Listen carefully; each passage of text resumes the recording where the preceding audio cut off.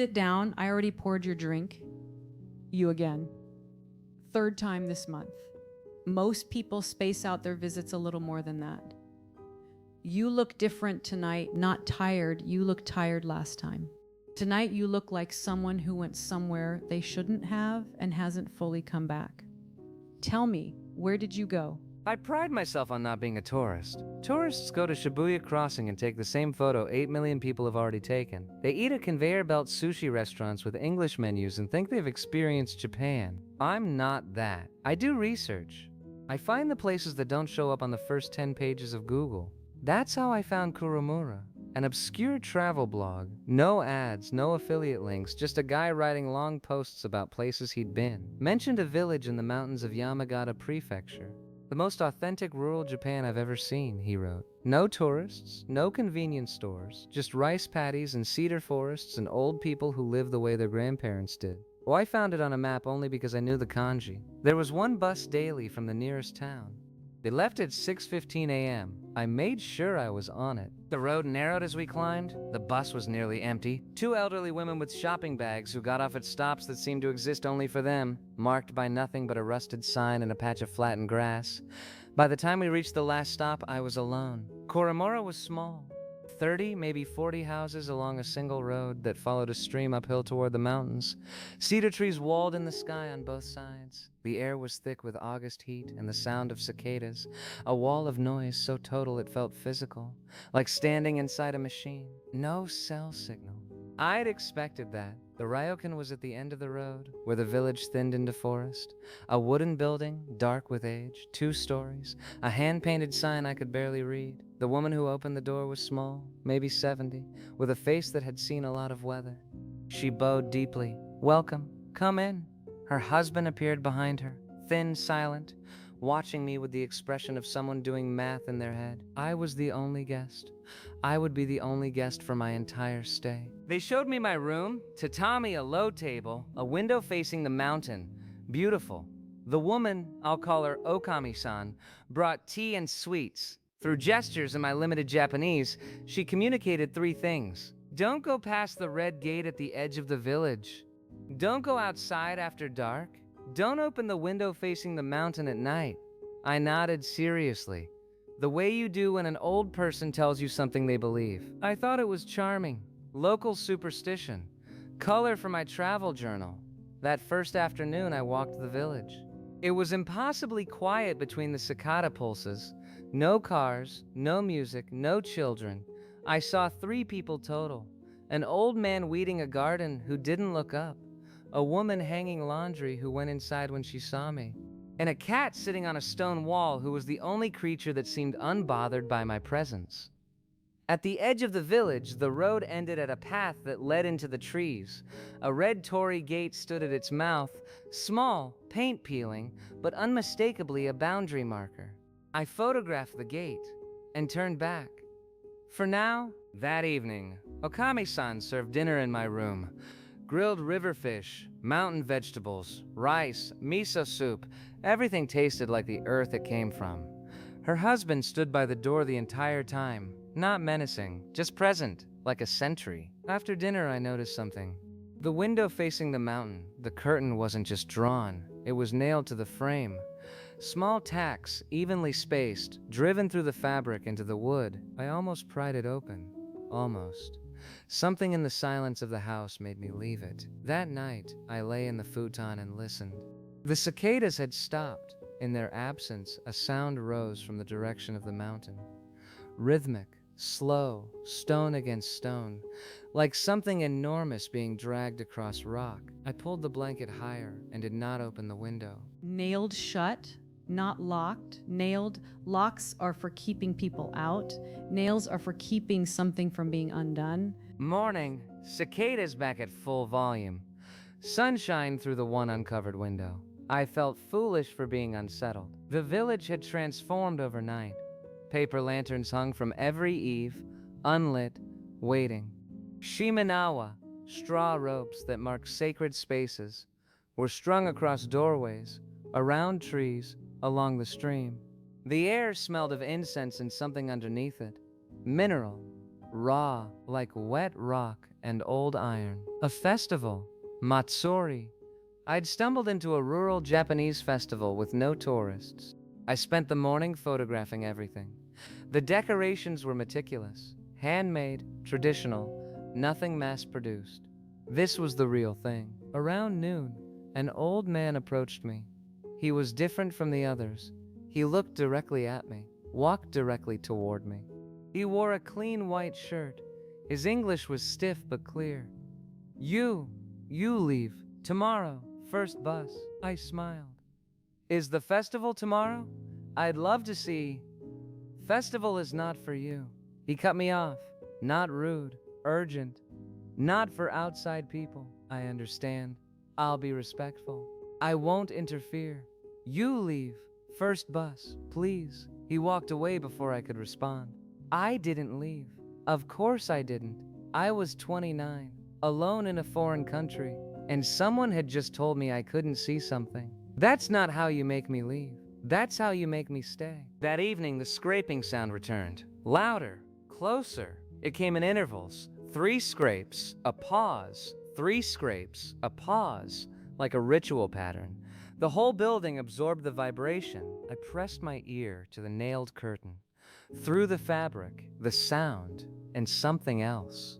Many voices, but so low they blended into a single tone, a hum below the frequency of hearing. Felt in the chest rather than the ears, the smell was stronger. Incense and iron, and something sweet, organic, like fruit too ripe, like something fermenting. Okami-san knocked on my door. She stood in the hallway with a candle. The power was still on, but she held a candle and placed a glass of water and a rice ball next to my futon. She said something short and firm. Her face was set, not kind anymore, resolved. She shut the door. I heard her footsteps retreat, and then the sound of a lock. From outside, she locked me in. I should have been angry. I should have pounded on the door. Instead, I ate the rice ball and drank the water and lay in the futon and listened to the stone scraping grow louder until it sounded like it was directly below my window. And then I put my hands over my ears, and eventually, somehow, I slept. I woke to nothing, not silence, nothing. No cicadas, no wind, no birds, a void of sound so complete that my own breathing seemed obscene. The door was unlocked.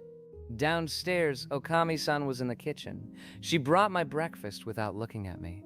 Her eyes were red. Her husband stood by the door, same as always, but tighter, like a man standing at the edge of something. After I'd eaten, she placed something on the table between us. A strip of white paper, maybe 3 inches long, covered in brushed characters I couldn't read. She pressed it into my hand, pointed at my pocket, spoke one sentence with a gravity that needed no translation. "Keep this. Do not lose it." I put it in my jacket pocket. She nodded once and turned away. Outside the village was processional. Villagers walked toward the mountain in a single file along the road, all in white, all barefoot despite the gravel and the heat. Their feet made no sound. Their mouths moved, the same low chant I had felt through the window the night before, but their eyes stared ahead, fixed on nothing. None of them looked at me. None of them broke formation. I followed, at a distance, camera in hand. This was incredible. The kind of footage that didn't exist anywhere. The procession passed the red torii gate without hesitation. They moved through it like water through a gap, one by one, white figures disappearing into shadow. I stood at the gate. The posts were old, red paint almost gone in places, showing gray wood beneath. Something was carved into the crossbeam. Characters I couldn't read, warnings I couldn't understand. I stepped through. The path climbed steeply. The air changed. Cooler, damper, the smell of earth and moss replacing the August heat. Cedars grew close, their branches interlocking overhead until the sky was just fragments of white between needles. The clearing opened suddenly. One moment I was on the path. The next I was standing at the edge of a flat space, perfectly circular, as if the trees had agreed to keep their distance. In the center, a stone. Massive, flat, ancient. Its surface was covered in moss, except where fresh grooves had been carved. Channels running from the center to the edges, like the spokes of a wheel. The scraping sound, these marks were new. Made last night, the villagers knelt in a circle around the stone. 40, maybe 50 people. White clothes against dark earth. The chanting was louder here, but still barely audible. A frequency that pressed against the inside of my skull. I raised my camera. This was it, the real Japan. The thing no tourist ever sees. The flash went off. I hadn't meant to. The setting was on auto. The forest was dark enough to trigger it. A pulse of white light across the clearing. Every head turned, not one by one, not a ripple. Every single head rotated toward me at the same instant, at the same angle, at the same speed. 40-some faces, moving as one mechanism.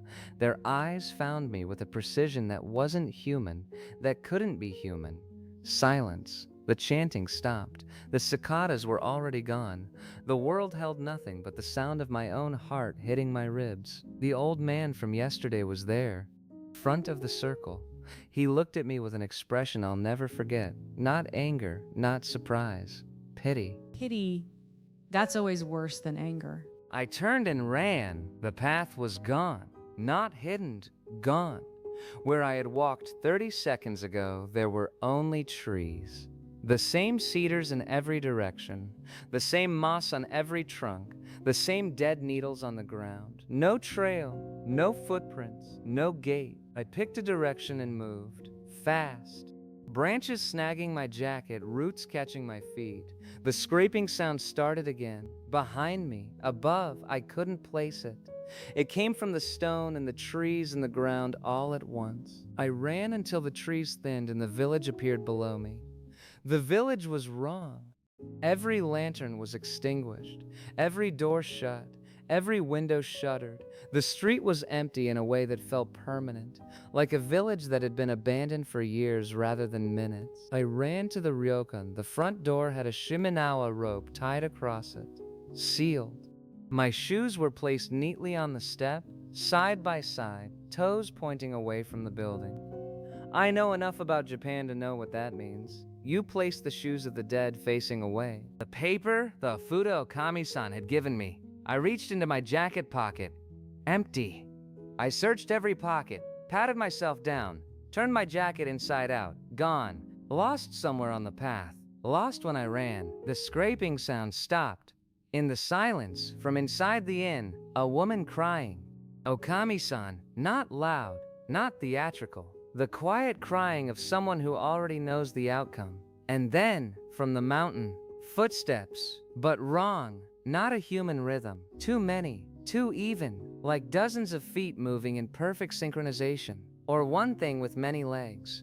Walking without hurry because it didn't need to hurry. The sound grew louder, coming down the mountain, coming toward the village, coming toward me. I ran, down the road, past sealed houses and dead lanterns, past gardens gone to shadow, the bus stop, the rusted sign, the schedule board with its single line, 6:15 a.m. It was 4 in the afternoon, 14 hours. I sat on the bench, and I watched the road that led up to the mountain, and I did not move for 14 hours. The sound stopped before sunset. It did not reach the bus stop. I don't know why. Maybe it couldn't leave the village. Maybe it chose not to. Maybe the bus stop was far enough outside to be a different kind of territory. I sat through the night. I did not sleep. The cicadas never returned. Once, around 3 in the morning, I heard the chanting again, distant, from the mountain, carried on still air. And once, just before dawn, I smelled it. Iron and sweetness stronger than before, as if something had fed. The bus came at 6:15 a.m. The driver looked at me through the glass door and paused. A full 3 seconds where I thought he wouldn't open it. Then the door hissed open.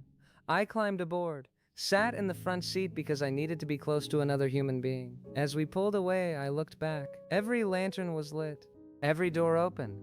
The villagers stood in the street, white-clothed, watching the bus leave. Not waving, not frowning, just watching. The way you watch something that almost happened but didn't. The driver was quiet until we reached the main road. Then, without looking at me, in English so clear it couldn't have been his first time saying it, "You are lucky. She was not hungry this year." I opened my mouth. Nothing came out. He didn't speak again for the rest of the drive. That was 3 years ago. I tried to find Kuromura on a map. It doesn't appear on Google Maps. The bus route shows no stop by that name. The travel blog that led me there is gone. The URL returns a 404 page. I emailed the blogger's address. The email bounced. I've never told anyone this story in full. People don't believe you when you say a village disappeared. They think you're confused about the name, the location, the prefecture. But every August, when the cicadas go quiet for even a second, that sudden gap in the noise that happens sometimes for no reason, I freeze. I reach into my pocket. My hand searches for a piece of paper that hasn't been there in 3 years. And I think about what the driver said. This year, she was not hungry this year, which means there are other years. I think about the grooves on the stone, the channels running from center to edge, what they were designed to carry. And I think about the man who wrote that travel blog, who went there before me, whose site no longer exists. I wonder if he was lucky too. He finished his drink, sat there for a long time, turning the glass. You know what I find interesting? The woman, Okami-san, she gave you the paper, she locked you in, she cried when it was lost. She was trying to save you. And whatever lives on that mountain, she feeds it anyway, every year, because that's the deal. What would you do? If you lived in a village with something old and hungry in the mountains, and the only way to keep it there was to keep the ritual going, would you warn the stranger? Or would you lock the door and hope the paper holds? Come back when you're ready. I'll be here. I always am.